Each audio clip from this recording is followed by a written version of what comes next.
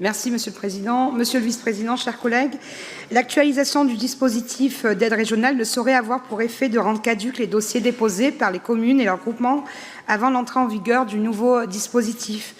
En réalité, de nombreuses collectivités ont engagé des démarches, mobilisé leurs services et construit leur plan de financement sur la base des dispositifs régionaux existants. Lorsque leur demande reste sans réponse, il serait injuste qu'elles se voient contraintes de recommencer l'intégralité d'une procédure, faute de décision de la région dans l'État. Une telle situation créerait une rupture d'égalité manifeste entre les territoires qui ont déposé leur dossier dans les délais et ceux qui, pour des raisons indépendantes de leur volonté, ont bénéficié d'une instruction plus rapide.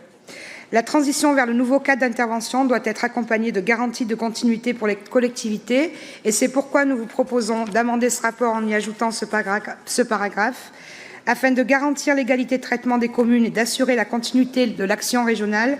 Les demandes de subventions déposées avant le 1er septembre 2026 dans le cadre des dispositifs régionaux antérieurs, qui n'auraient fait l'objet ni d'une décision d'attribution ni d'un rejet explicite à cette date, pourront être intégrées au nouveau guichet unique et instruites selon des modalités définies par la commission permanente.